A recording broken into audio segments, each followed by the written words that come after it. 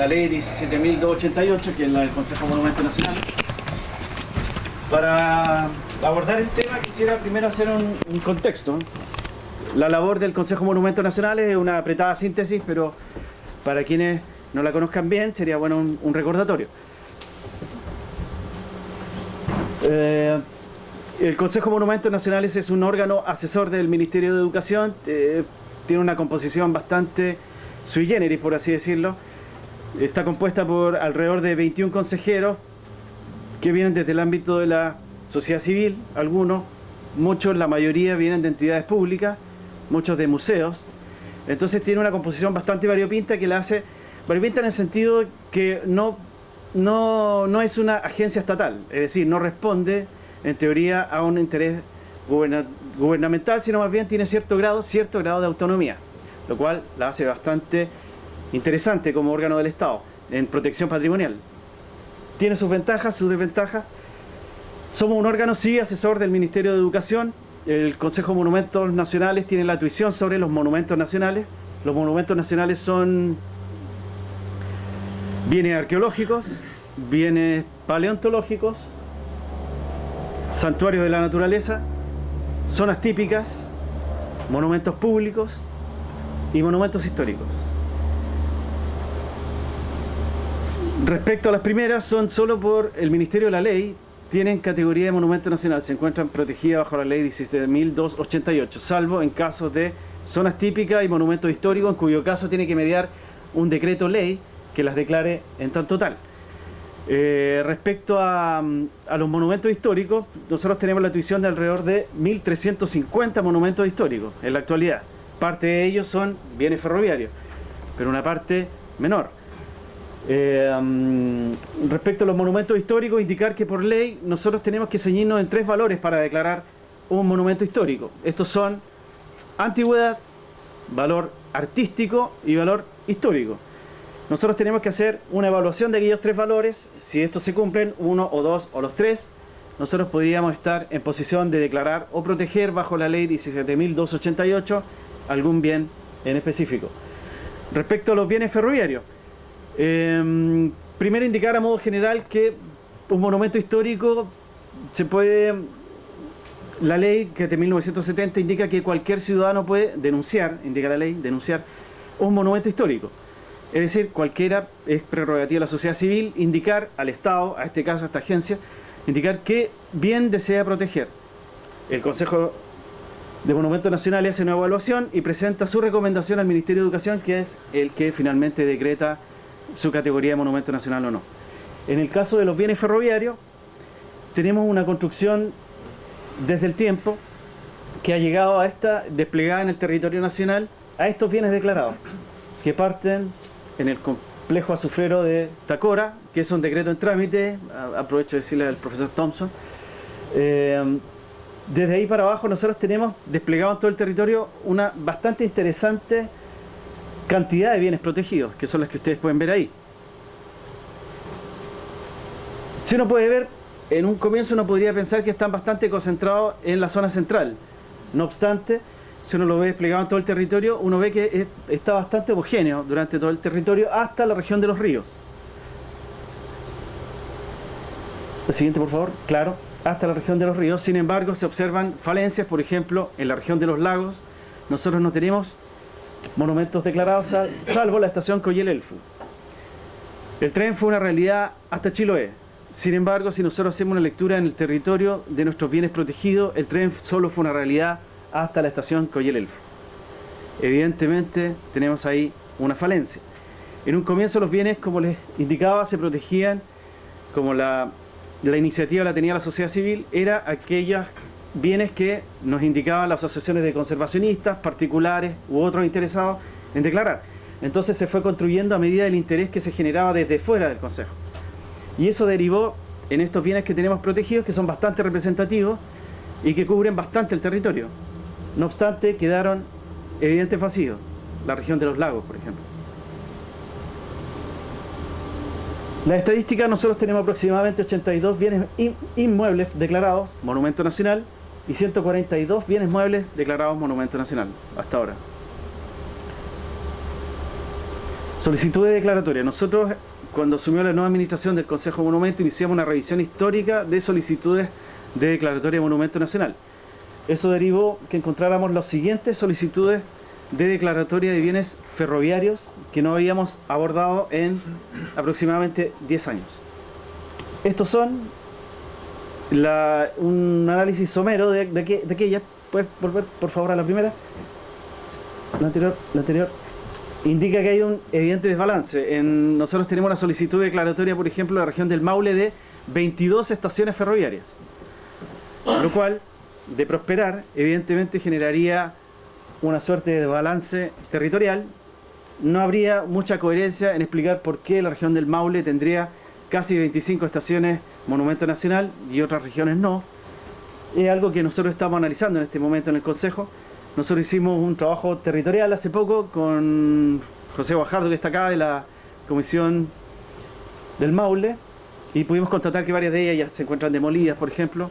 Es un trabajo en formación. Sin embargo, lo que les quería indicar es que este análisis o este voluntarismo por declarar, que fue la primera etapa que caracterizó estas declaratorias, deriva, por ejemplo, en situaciones como esta, que se pueden presentar una suerte de desbalance donde existan regiones sobre representadas y regiones que no tengan representación en nuestro mapa territorial de bienes ferroviarios protegidos. Evidentemente también hay algunas omisiones aquí que podrían parecer relevantes declarar y que nosotros no hemos abordado. No hemos abordado básicamente porque nosotros, por distintas circunstancias institucionales, hasta ahora hemos sido una entidad más bien reactiva. Es decir, nosotros acogemos la solicitud declaratoria y es esa la que evaluamos. Nosotros corrientemente no tenemos mucha iniciativa en declarar porque hemos entregado esa iniciativa a la sociedad civil. Quizá eso también podría ser digno de evaluación, quizá. La siguiente. En esta evaluación de estas solicitudes declaratorias que nosotros tenemos pendientes, que les denominamos así, que son alrededor de 40 solicitudes, pero 60 en términos de bienes, nosotros sí intentamos al menos agregar 3 que a nuestro juicio se podrían estudiar para agregar para cubrir todo el territorio nacional. Es decir, son la estación de Osorno, por ejemplo, que es la que está ahí, que tiene un interesante caso de protección patrimonial, no bajo la ley 17.288, todo un proceso de restauración y reutilización bastante interesante. Actualmente es un museo y tiene una factura bastante impresionante, bastante monumental la estación. No se encuentra protegida. La estación de Osorno sería una estación bastante significativa en la región de los lagos. También, para hacer realidad, Chiloé. En Chiloé también fue realidad el tren. No se encuentra expresado en nuestro mapa territorial de bienes protegidos. También sería interesante, y nosotros también lo evaluamos, la posibilidad de incluir al menos 2 bienes: la estación de trenes de Ancud y una locomotora en Castro, que sería bastante interesante incluir. Esto se encuentra en evaluación. También sería interesante que pudiéramos discutirlo quizás acá. ¿Qué les parece a ustedes esta iniciativa de privilegiar más bien la representación regional, en este caso? También hemos analizado la posibilidad, como antiguamente nosotros declarábamos en base a lo que al propio mérito del bien por el cual se postulaba, era hacer otros cruces. Primero analizar el sistema ferroviario en tanto sistema, es decir, ver si nosotros teníamos declarado partes de un todo que explicaba un sistema. Entonces dijimos, claro, quizás tenemos muchas estaciones declaradas, pero ¿qué compone una estación? Una bodega, las vías, los andenes. Entonces dijimos, podríamos hacer también una lectura en base a tratarlo en tanto sistema ferroviario, que puede ser también una posibilidad. Como valor histórico, nosotros hicimos un estudio respecto a los bienes que nosotros tenemos protegidos y ha sido bastante interesante porque también en este voluntarismo es bastante representativo en tanto sistema lo que hemos declarado. Tenemos declarado casi todas las partes del sistema ferroviario. Si bien desagregada en el territorio, si alguien se acercase en términos educativos o simplemente de curiosidad a acercarse a conocer un sistema ferroviario en base a los bienes que nosotros tenemos protegidos, tendría una bastante buena idea de lo que fue el sistema ferroviario chileno, en base a lo que nosotros tenemos declarado. Tenemos las partes: estación, bodega, maestranza, subsistema ramal, puente, túnel, etc. También hemos cruzado el tema con la evolución histórica: ferrocarril, a vapor, eléctrico, diésel. También una posible vía de exploración podría ser por vocación, salitrero, azufrero, agrícola, rural, etc. Nos preguntábamos también, dentro de esta reflexión en el Consejo, respecto a qué es lo que buscábamos: una musealización, un museo de sitio con las estaciones de trenes, o la aspiración que nosotros entendemos que tiene la ciudadanía de volver el tren en funcionamiento. Siempre debe haber una tensión ahí, que desde luego no responde a nosotros, no corresponde a nosotros la respuesta. Sin embargo, efectivamente nosotros quizás tendríamos que hacernos cargo de eso, de qué estamos declarando: bienes en uso, bienes museables, museos de sitio, etc.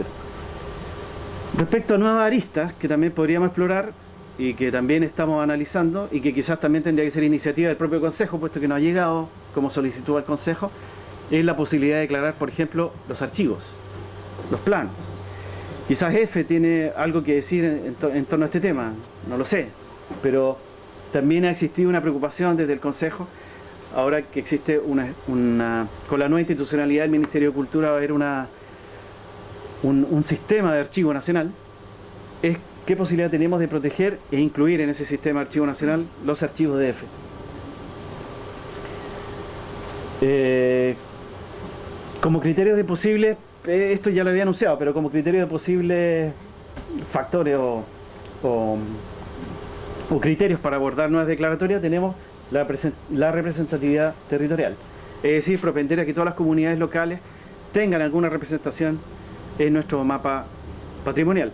Ahora hay que agregar que la única protección no es solo la del Consejo de Monumentos, también existen protecciones más pequeñas, de menor intensidad, por denominarla de alguna forma, que son los ICH, los inmuebles de conservación histórica, que son una prerrogativa de las comunas.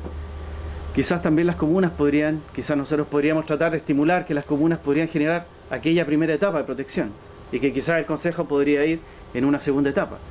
Quizás también sería una buena forma de explorar. Actualmente los municipios no lo consideran. Quizás sería bueno ya que comenzaran a considerarlo como una primera parte de la comunidad local.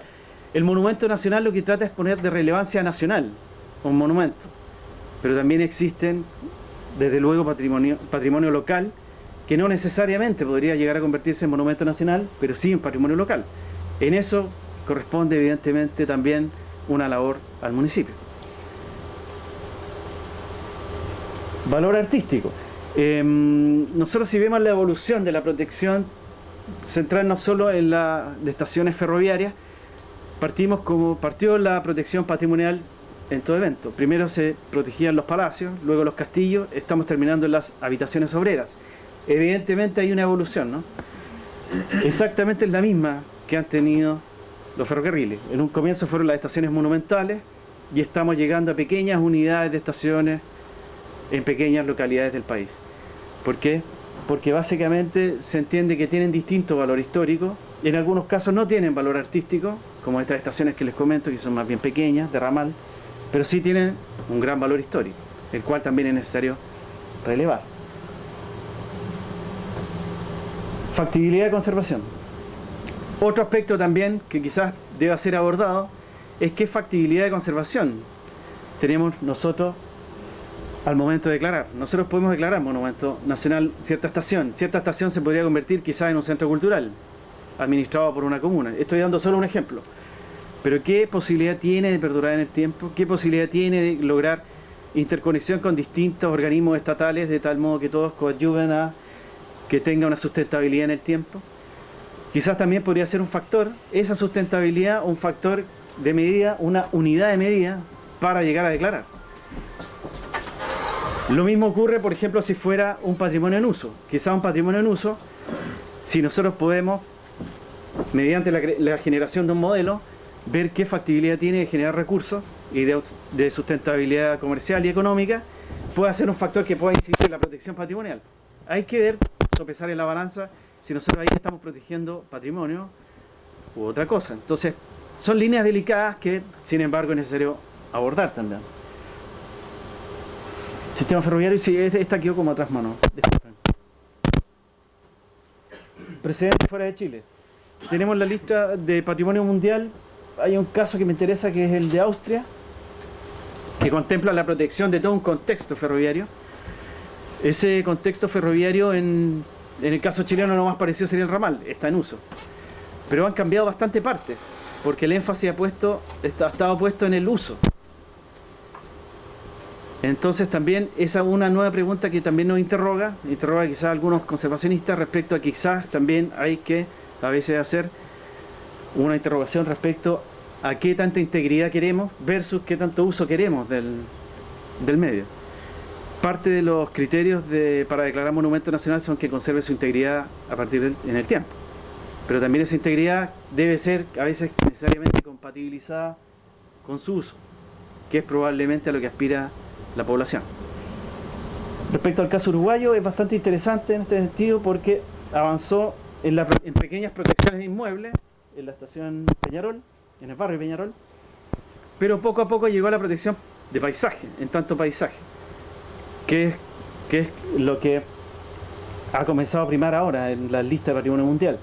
Entonces generó una protección integral que quizás sea bastante interesante explorar. Nosotros alguna vez declaramos zona típica San Eugenio y ahí había un barrio obrero adyacente que ahora se ha solicitado una zona típica.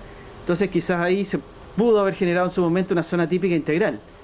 Quizás habría que explicar muy bien por qué no se hizo. Quizás sería interesante explorar la posibilidad que sea esa zona típica protegiendo todo el contexto, a los trabajadores que vivían ahí, sus habitaciones y la propia maestranza. Respecto al caso mexicano, es interesante en el sentido de que los mexicanos tienen una ley que protege como monumento nacional todas aquellas construcciones que son anteriores, que son todas del siglo XIX, antes del siglo XX. Son todas por el Ministerio de la Ley, no necesitan decreto. Quizás en un país con sismos como el nuestro, quizás sería bastante interesante explorar esa posibilidad. Una construcción del siglo XIX en Chile es distinta a una construcción del siglo XIX en nuestro país.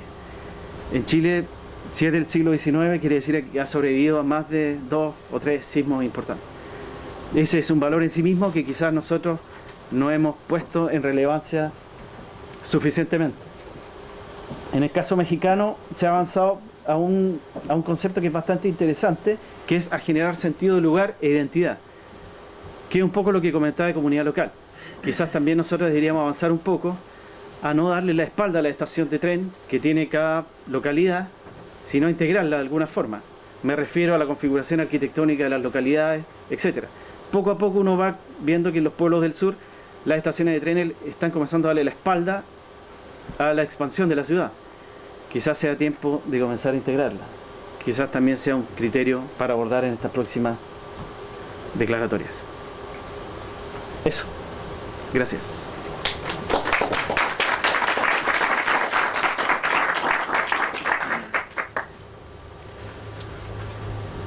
¿La mía está ahí?